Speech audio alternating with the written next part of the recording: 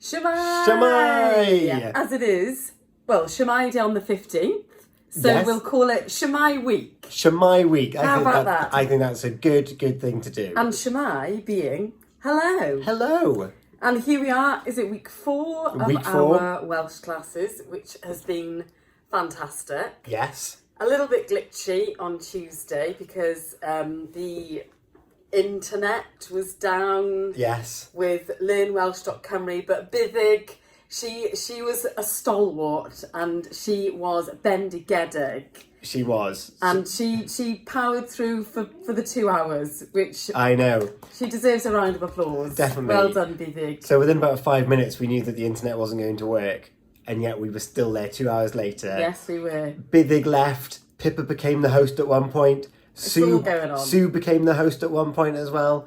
I was going through place names. We sang the Welsh national anthem. Yeah. Which was great fun. It was. Buddug spoke us through it, so we didn't just go glad, glad. We literally sang through the whole lot. So Yeah. that was very good too. Yeah, they gave us a phonetic breakdown and a translation. It's lovely. Thank you, Buddug. Yeah, so thank you very much. Yes. And what did we learn, Abigail? So we've been learning Dwi'n dod o Hwlffordd. I Yes. come from Haverfordwest. There you go. How about that? And then we also have... What's interesting about Dwi'n dod as well is that in school we're very much taught ble roi ti'n byw, so I live. Yes. And apparently dod, learning that is something that you wouldn't necessarily do in a school setup.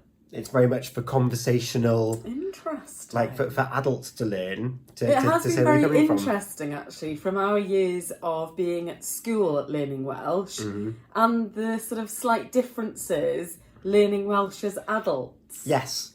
So, like the familiar terms, Yeah. and then the more formal terms, and Yes. we're really getting to understand what the words mean. Yeah, and that's what I'm Is what really I feel about appreciating.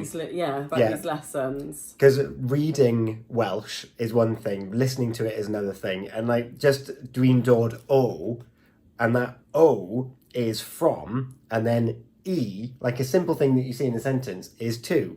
Yes. And like you see it in a sentence and you kind of figure it out that, oh yeah, it means something to do with that geographic location, whereas now I know for definite. It's broken down, the lessons are really breaking down what you're learning, and I think it's brilliant. And they really focus on the pronunciation of words, and really honing in on what the Welsh language is and what it means. Yes. And the slight differences between, the way English is spoken and the way Welsh is spoken, and some people have been sort of relating it to French, with the male and female.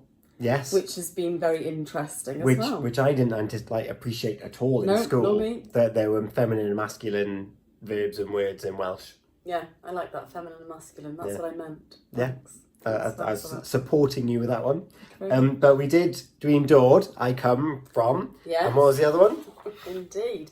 And then Dwi'n mynd I Abertawe. Not right now though, lockdown.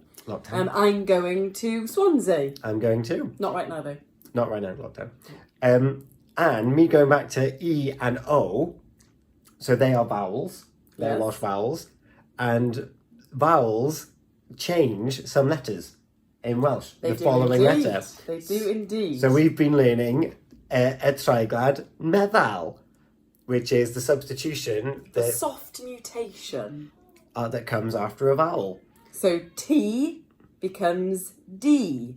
So talibont becomes Dwi'n dod o dalibont. Dalibont? Very interesting. For instance, croeso I Gymru Yes. is changed because of the E. Because of so the it's E. not Cymru, it's I Gymru. E Gymru, yes. And that's Very interesting. that is what happens. Are you surprised at my knowledge there, Tom? No, I'm not. And we talked about that in the second lesson about the sign coming into Wales from the Severn Bridge. It's croeso I Gymru. Mm-hmm. Yeah. We haven't got to harder mutations yet because, of course, yng Nghymru is also a mutation, but we're not there yet. Whoa. Let's stop Slow it right down. there. Yeah. My favourite mutation is anything that begins with G. You just get rid of it. So, which was the example that we've got here? Winners becomes winners. Wynedd. You just drop it off. Whatever. It's great. I'm done. Yeah. Yeah, so that's what we've done this week, and we did a listening exercise with Richard. He read out. There's conversations in the book that we've got, and Richard read it out at a slower pace than they do in the recording. So, thank you, Richard. It was so weird. He trusted us to close our books, which I think we did.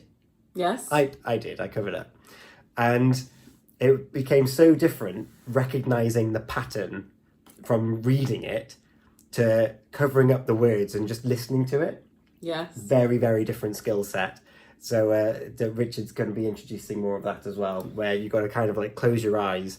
Well, it's really listening, isn't it? I mean, that's true learning right there, I think. Yeah, definitely. Richard enjoys us closing our books and making us say a sentence. And it really does make you think about what you are saying and how you're translating it. Yeah. So I don't think it's a bad way of learning, to be honest. As much as it can be a bit daunting in front of the classroom, I think it's worth it in the long run. It is. And so, and that's what we focused on. Yeah. What are we doing next week? Should we turn the page? I have absolutely no idea right now. Let's have a look. Oh, that's where you going. I think we should save it for next week, actually. Yeah, we're going to save it. I do. Yeah, you see? I Surprises. think we Surprises are. for next week. So I don't think I've ever done anything for the next week. Beth nest ti ddo. Ddoe. Ddoe? Yeah. All right, there we are then. I'll leave you with that one. See you next week. Okay then. Bye now. Bye.